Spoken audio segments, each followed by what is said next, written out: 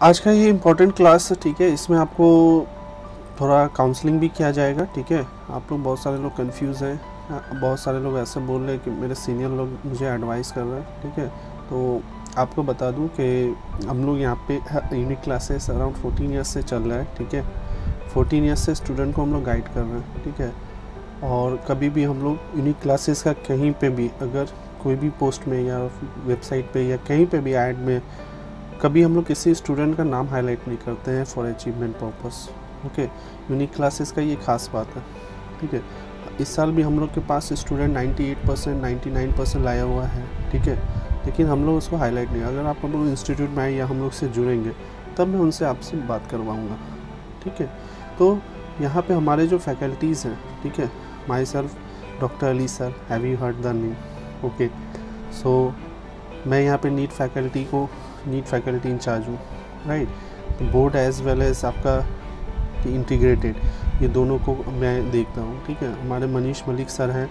आपका ब्रोचर अगर किसी को मिला होगा, ब्रोचर आई थिंक सबको शेयर किया, नहीं तो वेबसाइट में हमारे ब्रोचर दिए हुए हैं। तो हम मनीष मलिक सर IITian हैं खड़गपुर के, वो आपका JEE मेन एडवांस को मैनेज करते हैं। ठीक है, तो जो मेडिकल के लिए प्रिपरेशन करना चाहता है, ठीक है, मैं doctor Ali sir non medico doctor Ali sir नहीं हूँ, medico MBBS myself also did MBBS and I am now attach with the medical college. I am a group A medical officer right now.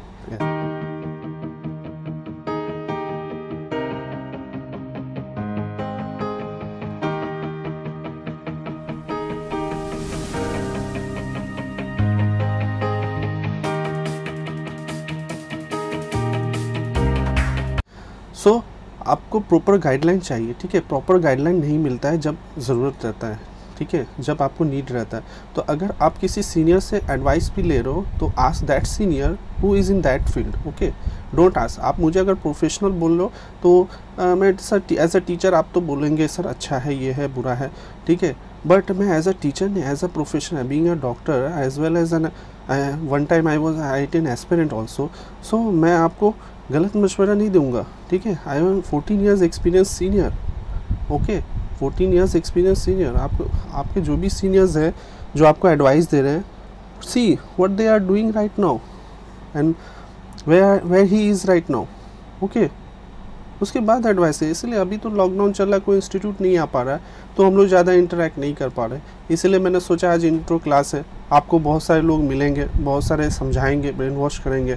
ठीक है, मैं भी brain wash करता हूँ with the help of my knowledge, my degree, my talent. ठीक है, और my experience. Okay, हमारे पास जो फैकल्टी है लिस्ट में ही आप देखिएगा, पहले में ही मेरा नाम डॉक्टर अली सर मेंशन है and Manish Malik sir mention है, वी एंड सीमा मैम। ठीक है, सीमा मैम भी आपका क्लास शायद ली है, नहीं ली है। Seema ma'am will take a class. Okay, Seema ma'am also gold medalist. वहाँ पे सारे फैकल्टी है, डॉक्टर एस परवीन है। ठीक है, all are doctors and IITian। Okay, so अगर इनसे अगर आपको एडवाइस मिल रहा है तो that will be you are very lucky. ठीक है, हम लोग के टाइम में क्या अभी भी still there are 90% student, more than 90% student who are not getting advice from the such people और such professionals. Okay, because you will not find them. Okay, ये लोग हाई प्रोफाइल है, बड़े हॉस्पिटल्स में मिलेंगे, गवर्नमेंट हॉस्पिटल में, जहाँ पे आप जाके पूछोगे अगर क्लिनिक में, या आप अपने इलाके के MBBS से जाके पूछो how I will prepare for the NEET medical. Okay, so I think you will get the best answer. I think ढूंढ के देखो क्या आंसर मिलता है and then you will share with me. Okay, so आपको वहीं से आंसर मिलेगा जो फेलियर्स हैं। Maximum those who are failures, those who are struggling, they will advise you don't do this and don't do this. Okay, तो don't go for that. हमारे यहाँ advice लेने के लिए कोई फ़ीस नहीं लगता है। ओके, मेरे यहाँ एडवाइस लेने के लिए कोई फ़ीस नहीं लगता है। I also my clinic doctor allies बोल करके अब वहाँ आके एडवाइस ले सकते हो। कभी मैंने किसी को नहीं ये रिफ्यूज़ किया कि I will not give the advice. Okay, बाकी फ्रेंड लोग को शेयर नहीं कर रहे हैं। ठीक है, तो मैंने लास्ट क्लास में ही बोला था those who are interested for medical. Okay, कितने लोग यहाँ पे मेडिकल के लिए इंटरेस्टेड है, हाथ उठाएं। और कितने लोग JEE के लिए? तो मेडिकल के लिए हाथ मत उठाइए, मेडिकल वाले मेडिकल बोले और इंजीनियरिंग वाले JEE बोले। मेडिकल वाला लिखे MED और इंजीनियरिंग के लिए अगर कोई इंटरेस्टेड है तो JEE, MED और JEE।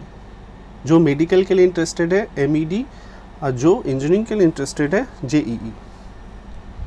ओके, देखता हूँ। अच्छा, मेडिकल वाले मेजोरिटी में हैं, JEE वाले भी हैं, डोंट वरी। मेडिकल और JEE में ज़्यादा कुछ डिफरेंस नहीं है बाबू। There is only one subject difference, that is maths and biology. Physics chemistry biology medical वाले को देना पड़ता है, ठीक है, और फिजिक्स केमिस्ट्री मैथ्स इंजीनियरिंग वाले को देना पड़ता है। लेकिन मेडिकल वाले के लिए टफ इसलिए होता है, मैंने लास्ट क्लास में भी बोला था, ये जो मैं बोल रहा हूँ that is the key point. ये आपको स्टार्टिंग में मालूम हो रहा है, आप यकीन नहीं करोगे, यही चीज़ मुझे मेरे टाइम में, ठीक है, मुझे 2 साल बाद मालूम हुआ था। जो आज मैं बोल रहा हूँ, I heard after 2 years when I cross the 12, okay, I top my exam, I topped, but after clearing the 12 I know this thing, okay, कि आपका अगर मैथ्स अच्छा नहीं है you can't crack medical because आपका फिजिक्स वीक हो जाएगा। आज के क्लास में, इंट्रोडक्शन क्लास में, मैं आपको यही बताऊंगा कि फिजिक्स किस तरह वीक होता है और क्या मतलब इसमें पढ़ने से बेटर होता है। हाँ रुकैया खान, ठीक है, अपने फ्रेंड लोग को शेयर कीजिए। आप लोग को वायरल बनाना है ये वीडियो को, कैसे बनाना, आप फेसबुक में देना है, अपने फ्रेंड के टाइमलाइन में देना है, जहाँ देना है, स्कूल के टाइमलाइन पेज पे देना है, आप दे सकते हो। मेडिकल करना एकदम क्लीन एंड क्लियर। मेडिकल करने के लिए फिजिक्स केमिस्ट्री मैथ्स बायोलॉजी 11-12 में होना चाहिए, ठीक है। और जो इंजीनियरिंग करना चाहते हैं फिजिक्स केमिस्ट्री मैथ्स होना चाहिए, ठीक है, चाहे जो टीचर जो बोले। You are I am as a 14 years experience medico I am saying this. Even कि मेरे जितने भी फैकल्टीज़ है, आप उनसे अगर एडवाइस लोगे, या जो भी एक अगर कोई फैकल्टीज़ ऐसे हैं जो खुद डॉक्टर्स हैं, MBBS हैं एंड IITian हैं, तो they will definitely advice this thing, okay. ये चीज़ मुझे भी एक IITian से ही मालूम हुआ था। मेडिकल के बारे में मुझे एक IITian से मालूम हुआ था ये बात कि you can't do Babu medical without physics, okay. He did it IIT from the Mumbai, तो उनसे मुझे मालूम हुआ था दैट थिंग, ओके। तो आप ये मत सोचो एक मेडिको से ही मालूम हो सकता है, आप एक IITian से भी मालूम हो सकता है, किसी से भी मालूम, but that he must be qualified, okay. So हम लोग का यहाँ पे फिजिक्स का क्लास जो हो रहा है, यहाँ पे जो भी मैं बेसिक पढ़ा रहा हूँ दैट इज़ योर आपका नीट एंड JEE, ये दोनों है। फिजिक्स कुछ अलग नहीं है। नीट एंड JEE का जो फिजिक्स है NCERT नाम सुने होंगे, NCERT बेस्ड है, okay. NCERT is the syllabus, समझिए, ठीक है।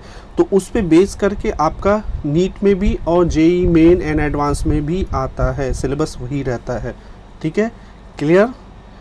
तो मेरा जो मेडिकल करना चाहते हैं, मैं स्टार्ट करता हूँ, लिख के बता देता हूँ कुछ ताकि दिमाग में रहे, ठीक है। आ जाता हूँ बोर्ड पे, देखिए जल्दी से देख लीजिए। यहाँ पे आपको कैरियर एक बोल के ऑप्शन है, ठीक है। 11-12 इज़ द कैरियर डिटरमाइनर, जो बोलते हैं बहुत सारे लोग 11 + 12, ये आपका कैरियर डिटरमाइन करेगा। क्यों कैरियर डिटरमाइन करेगा, किनका कैरियर डिटरमाइन करेगा? जो बोर्ड के साथ, बोर्ड प्लस, ठीक है, एक टारगेट लेके चल रहे हैं मेडिकल और इंजीनियरिंग, ठीक है, ये 2 टारगेट लेके चल रहे हैं, ठीक है। मैं बताऊंगा एक चीज। तो ये जो टारगेट जो लेके चल रहे हैं 11-12 के साथ, ठीक है, वही, ठीक है, वही आपका समझिए 11-12 के साथ बोल रहा हूँ, ठीक है, बोर्ड प्लस मेडिकल लेके चल रहे, वो जल्दी सक्सेस पाएंगे। और आफ्टर 12 अगर आप ये प्लान करके, तो आप 11-12 का जो प्रीसियस टाइम है आप यूटिलाइज नहीं, क्योंकि you will study from the board level. Board level is the basic level, उसमें आप एडवांस अप्रोच नहीं करोगे। एडवांस अप्रोच जब नहीं करोगे तो आप बोर्ड में अराउंड आपका कितने लैक्स ऑफ स्टूडेंट्स बैठते हैं, जिसमें टॉपर कुछ ही होते हैं। टॉपर क्यों अलग होते हैं? क्योंकि वो एडवांस आपसे थोड़ा एडवांस अलग पढ़ा रहता है। वो न्यूटन का 3 ही लॉ पढ़ता है, न्यूटन के 4 लॉ नहीं पढ़ता है, ठीक है। वो जो चैप्टर आप पढ़ेंगे वही चैप्टर वो पढ़ता है। इवन के बता दूं कि वो भी NCERT पढ़ते हैं, आप भी NCERT पढ़ रहे हो, दोनों ही ये सेम बुक पढ़ रहे हैं, ठीक है। ये नहीं कि वो एक्स्ट्रा एडवांस कोई बुक लेकर के पढ़ रहे हैं, same book they are following. rank 1 is following the same book and last rankers is also following the same book. दोनों ही सेम बुक फॉलो कर रहे हैं, बट एक टॉप कर गया, एक टॉप नहीं किया। तो रीज़न क्या है कि उसने डेप्थ में थोड़ा पढ़ा, तो डेप्थ में पढ़ने के लिए उससे गाइडेंस मिला, ठीक है, प्रॉपर गाइडेंस मिला। एक तो फैमिली गाइडेंस, एक हुआ फ्रेंड गाइडेंस सपोर्ट, ठीक है, एक टीचर गाइडेंस, ठीक है। तो इसमें सभी गाइडेंस वेरी इंपॉर्टेंट, हर किसी को गाइड करना पड़ेगा। तो ये बोर्ड में जो बंदा बोर्ड और मेडिकल JEE के लिए पढ़ा, तो उसको वही बोर्ड का फिजिक्स मिलेगा, केमिस्ट्री मिलेगा। जो मेडिकल वाले बोल दूँ, बोल देता हूँ, फिर ये दोबारा नहीं बोलूँगा। जो मेडिकल, जनरली हम लोग यहाँ पे यूनिक क्लासेस में मेडिकल के लिए तैयारी नहीं करते, हम लोग मेडिकल के लिए नहीं करवाते बोर्ड के साथ, हम लोग मेनली टारगेट करते हैं कि स्टूडेंट को MBBS मिले, ठीक है। Medical there is a vast field, okay. Medical में आपका नर्सिंग है, होम्योपैथी है, BDS है, there are lots of thing. yes, people advice, so people, who is the people, you have to see that people, okay, everyone in advice, okay, so I am explaining that thing why they are advising, okay, क्यों advice करना क्यों नहीं। तो जो medical करना चाह रहे हैं, तो हम लोग मेडिकल नहीं कराते हैं, मेडिकल के बहुत सारे ब्रांचेस है, homeopathy, BDS, Unani, Ayurvedic, paramedical, lots of thing. We prepare, we target mainly MBBS। इस MBBS के लिए, जो MBBS के लिए चाहता है, ठीक है, he must, this is must to prepare from 11 class 11। अगर वो चांस पाना चाहता है तो he must to prepare from 11। जो होम्योपैथी, यूनानी, आयुर्वेदिक, पैरामेडिकल और नर्सिंग ये सब में जाना चाहता है, वो 12 के बाद भी सोच सकता है, 12 में भी सोच सकता है, कोई इशू नहीं है, ठीक है। तो चांसेस इनका ज़्यादा रहता है, जो 11 से पढ़ते हैं उनका बहुत चांस रहता है, ठीक है। इसमें कोई सब्जेक्ट क्या लेना पड़ता है, इसमें सब्जेक्ट आपका मेन रहता है आफ्टर 12 सब्जेक्ट रहता है इसका फिजिक्स, केमिस्ट्री, बायो, ये आपका मेन है। और इसके साथ आपको मैथ्स भी लेना रहता है। क्यों? मैथ्स अगर नहीं रहेगा तो फिजिक्स नहीं अच्छा रहेगा। और जो ये फिजिक्स जो होता है ना, ये कैरियर डिटरमाइन, ये रैंक डिटरमाइन करता है, दिस रैंक डिटरमाइन करता है। मैक्सिमम मेडिकल स्टूडेंट के फिजिक्स वीक हो जाते हैं क्योंकि वो मैथ्स पे फोकस नहीं करता, ये रैंक डिटरमाइन करता है बाबू, ठीक है। एकदम डेप्थ में बता रहा हूँ, एकदम शॉर्ट में डेप्थ में। First point, second point and third very important point, eligibility. बोले सर आप क्यों बोल रहे हैं 11-12 से, तो आपको बता दूं maximum competitive exams group A officers बनने का या हाई प्रोफाइल में जाने का, MBBS is very high profile profession, okay, very very high profile profession. इस हाई प्रोफाइल प्रोफेशन में अगर आर्ट्स, कॉमर्स या कोई भी अगर ब्रांच से जाते हैं तो you must be graduate, but this is the only, याद रखिएगा, eligibility must be graduate from that point. Eligibility यहाँ पे, तो आपको हाई प्रोफाइल प्रोफेशन में जाने के लिए एलिजिबिलिटी क्या रखना पड़ता है, आपको ग्रेजुएट में 12 के बाद आपको BA करना पड़ेगा, BCom करना, otherwise you can't give that high profile, high level of exams, competitive exam. But this high level of competitive exam that is medical, जो नीट दे रहे हैं MBBS के लिए, ठीक है, this you can give just with the 12। आप जैसे 12 board बैठोगे, विथ 12 बोर्ड, जैसे 12 बोर्ड बैठोगे, आफ्टर 3 वीक्स, 2 to 3 वीक्स में ये एग्ज़ाम कंडक्ट हो जाते हैं। सिलेबस क्या है? सिलेबस वही है NCERT जो आप 11-12 में पढ़ रहे हो, लेकिन 11-12 में आप क्या कर रहे हो, स्किप कर रहे हो, टॉपिक को स्किप कर रहे हो।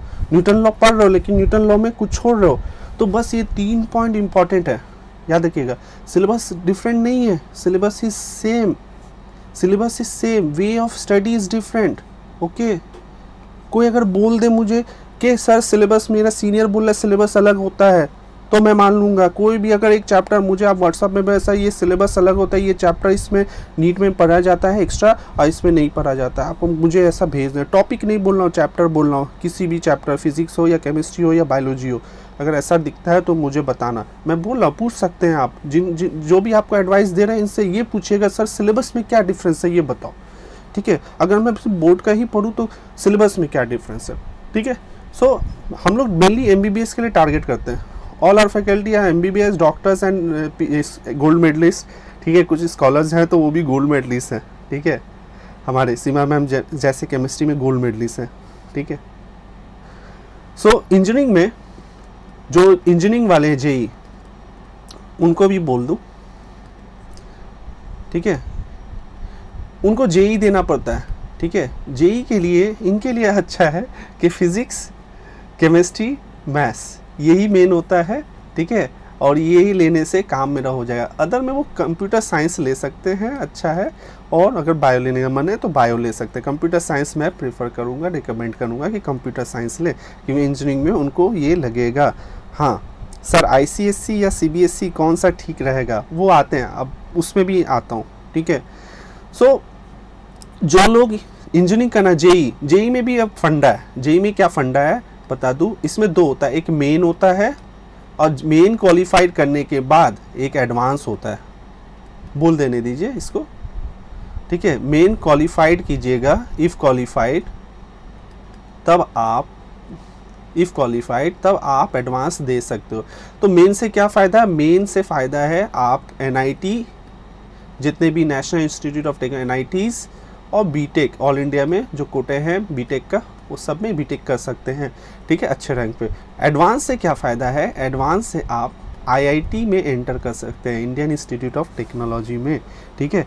तो आपको JEE main qualify, JEE main 2 बार होते हैं, सबसे अच्छी बात है जेईई मेन 2 बार होते हैं, नीट लेकिन एक ही बार होता है, ठीक है, in the month of May generally. इस साल मई में तो नहीं हो पाएगा क्योंकि अभी जो चल रहा है सिनेरियो, तो एग्ज़ाम एक्सटेंड हो चुका है, समझ रहे। तो अब रहा कि कौन सा बोर्ड बेटर रहेगा। तो आप जो भी बोर्ड लो, आपको एक बात बता दें, ऑलमोस्ट सभी का सिलेबस NCERT बेस हो चुका है। मैं सिलेबस बोल रहा हूँ, एग्ज़ाम में, बोर्ड के एग्ज़ाम में हो सकता है कि उनका पैटर्न थोड़ा बहुत अलग हो, लेकिन सिलेबस अगर देखोगे तो 11-12 एज अ होल मिला करके एक ही रहता है, ठीक है। मैं 98% सिलेबस आप मान के चलो एक ही रहता है, ठीक है। 2% अगर कोई इस तरफ उस तरफ बोल रहा है तो ठीक है।